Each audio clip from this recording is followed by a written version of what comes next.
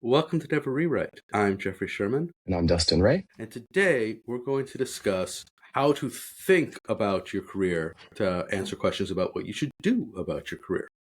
It's almost New Year's as we record this. It's a great time for reflection. It's a great time for people to make resolutions and do things. And over the years, I've mentored a lot of people and with their careers. And this isn't, we're not going to give you advice because we don't know you and we can't tell you what to do, but we can give you questions to help you think about what you're doing. And hopefully that will help you answer what you should do next. So I wanted to begin with the first question that you should ask yourself when considering your career is, what stage of my career am I in?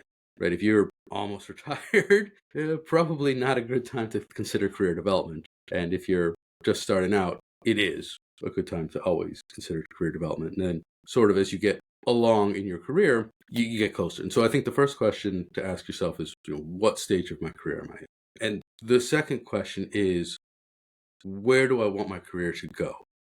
And this is kind of an important thing. And I think I've gotten a lot of perspective over the last 5 years on this one, where I moved from a senior developer type position to a staff developer position, which is a newish title in the thing.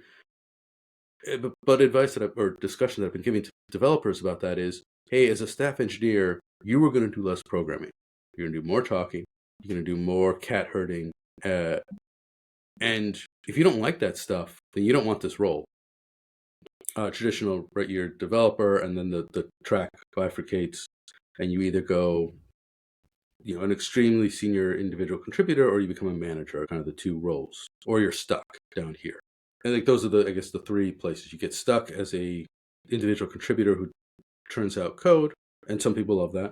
You become a manager, and some people like that, or you become a sort of a staff engineer, which, in the old days, that was the architect role. That was it's an ever-changing title because it doesn't fit well, and what people need from that role, what companies need from that role changes over time. But it's the technical individual contributor, but less programming role.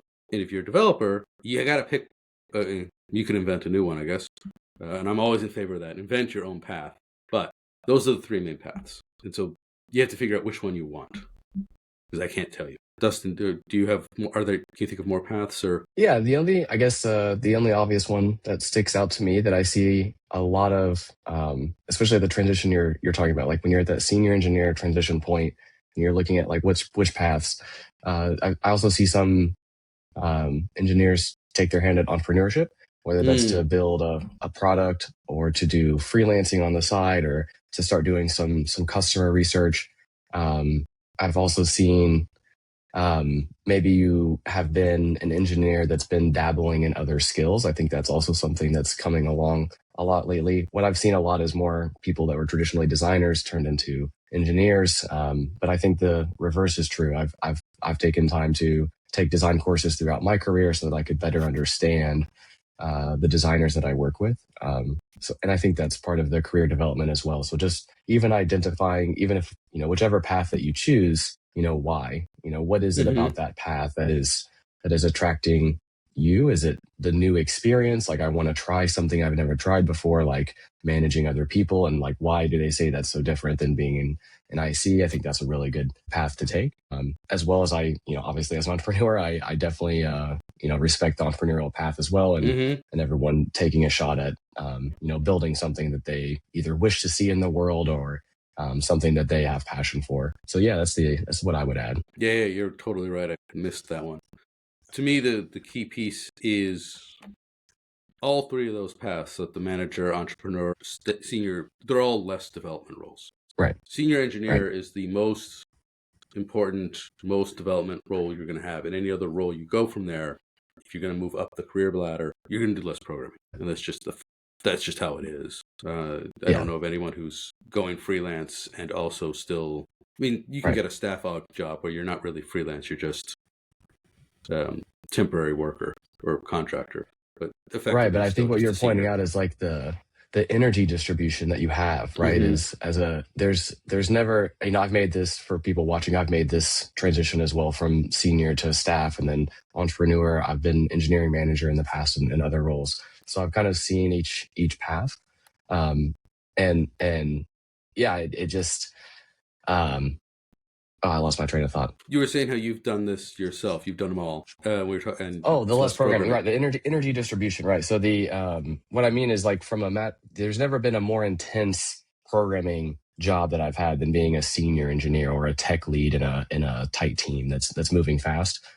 Every other role is going to have some amount of mind share towards getting work or corralling stakeholders or any of these kind of other business tasks where you'll just naturally be out of the editor in order to do them. Yeah.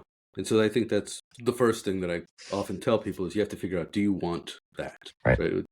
Because a lot of developers I know, they just want to code all day long. Like, that's what I want to do. And in that case, don't go up the ladder, because you will not enjoy it. And it's Yeah. hard to go back down. You'll need to get a new job to go back down. It's Peter principle, almost. The second thing I think, or as you look back on your careers, obviously there's important questions like, are you happy with what you're doing? Do you like the people? Do you like the company? Is your company stable? Those are all important. I guess is your company stable is not a really career question. That's a survival question. I have someone who has quit jobs because I felt I was growing stale. And I say Yeah. that with plural. Like, I have left wonderful companies, wonderfully stable companies with wonderful people, where the work was fine, but I was growing stale. And I was like, well, if I stay, I'm going to get stale. And that's going to be, my career is going to stall. And so then you have this tough choice. You say, well, do I jump, and literally jump out of something safe and wonderful and great, but not growing? Do you go? And then again, the as you get older, as you get further into your career, the value shifts. Early in your career, you should almost always jump if you're getting stale. As you get Yeah. later in your career, it's like, well, if you're 63 and you're planning to retire at 65 and you're getting stale, meh. If you're 22 and you're already getting, or if you're 24 and you feel like you're getting stale or you've stopped learning, that is a problem. So, a thing to ask yourself and to ponder, are you learning? And are you learning what you want to Yeah. learn? Yeah, I think there's a reflection there for managers at the end of year too, for your star players, right? Everyone, whenever you have a star engineer on your team, you're always like, how do I keep this person interested in the work and keep them motivated? And I think that's a good time to reflect on that too. Is like, do we have interesting problems to solve? And if not, what are the interesting problems that we need to pick up as a team to keep our team, having this momentum? Because once you enter like a maintenance mode, that may start to feel like what you're getting to about feeling kind of stale. It's like I'm just maintaining this one piece of software. I know it like the back of my hand. There's nothing for me to like learn here from day to day. So I think both from the engineering side and the manager side is finding a way to come together and solve that problem for your key people. Definitely important. Right, yes, because if you're a manager and you don't solve it for your key people, they will solve it. Well, even if you don't solve it for anyone, they Right. will eventually solve it themselves. Right, by jumping, right? Like as you're referring to. Yeah, I completely understand. Yeah, or they'll disengage and they'll stop being a good employee. Like, I've definitely been on that side where I'm like, oh my God, I cannot go into work today and deal with this system again. Yeah. What else can we tell people? Be intentional. Like, actually, I highly recommend thinking through this stuff. Write it down. Ask yourself these questions. Right? What role do I want to? What path do I want to take, or what path do I think I want to take? What am I trying to learn? And then, how do I learn that? And maybe, right? Because maybe you go take a class. Maybe you can only learn by doing. But you're probably not going to learn by random luck. Right. So being intentional about what you want to get out of it, I think is one lesson there, right? Mm-hmm. Right. And intentionality doesn't mean that you need a full plan, but you need to at least know what it is you want. Like, if you feel like you're getting stale, I've definitely had mentees with this problem of, oh, well, I'm getting stale. I'm like, okay, well, what do you want to learn? Right. I will help you make that happen. And they say, I don't know. And I say, okay, well, Right. think about that. And they come back, and then, like, I can't. Part of the way we're trying to structure this episode is, you don't want me telling you what I would do. Right. Because what I would do is definitely going to be an odd career choice for you. Right. And Dustin as well, right?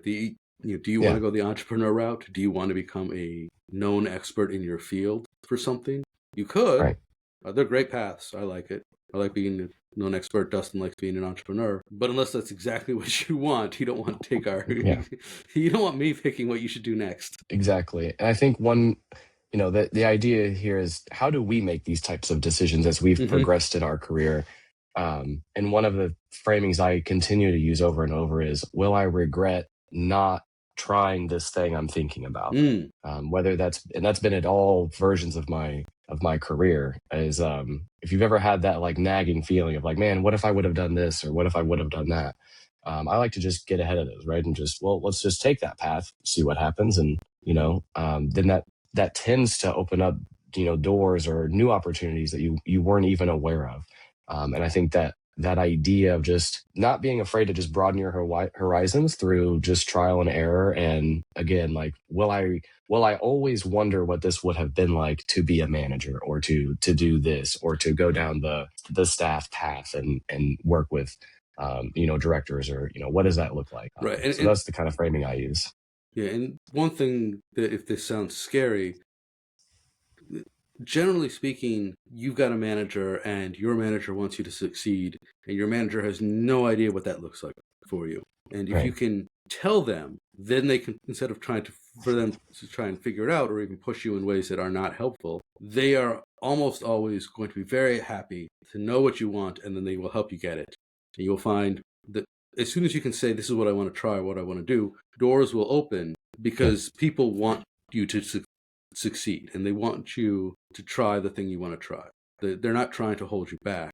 They don't know what you want, and they've got 8 or 9 direct reports, or 4 or 5, whatever. They've got a bunch of direct Hmm. reports. They don't know what you want. They want Yeah. you to succeed, or they would like you to succeed. And if you can tell them or give them a hint, they will be happy to help push you in that direction. Yeah. And I like the idea too of where you're going. And the same thing I think applies for like staff and principal engineers. Like if you're at the senior level right now and you're like, well, I don't know what it means. Like when you say it's a different job, like what does that mean? Like, well, get closer to some of the staff and principal engineers that you work with and, ask them about their day. Like what kinds of Mm-hmm. projects are they working on? What kinds of things are they concerned with? Versus looking at like the work that you're working on. You'll start to kind of see how your day differs. And I think, I mean, obviously we used to be in office or be a little, more in Slack and stuff. And you could, have lunch with somebody or there'd be meetings. But anytime you get Mm-hmm. that chance to kind of brush shoulders and just casually talk about what they're working on, I think it helps to paint a picture of like, okay, I can imagine working on projects of that scale or working across 3 different teams to come to this solution. Mm-hmm. And I think that's, being able to kind of shadow almost what they're doing, whether that's in management, entrepreneurship, a principal or a staff engineer. All of those people are going to be more than willing to have you shadow them and tell you about their day. And, it's stuff that we all love to talk about because it's what we do. So, Yes. Yeah. Nope. If anybody is trying to hide something from you, that's a really big red flag. Everyone should be super excited and super happy to talk to you and tell you everything, yeah, and hopefully let you try. And yeah, don't be afraid to try. And if it doesn't work out, don't be afraid to say that either. You can always say, exactly. look, that was not a good idea. Let's roll back. Do you want to close out with maybe what were, the most, if you can only remember one thing for, planning your 2026 kind of career and your career pathing, what would it be from your lifetime or this call? Yeah. What's the one thing you would leave with viewers? Think about what it is you want and where you want your career to go, because otherwise it won't go there. Love that. Love that. All right. Well, thank you all for listening. I'm Jeffrey Sherman, Dustin Rea. and this is Never Rewrite.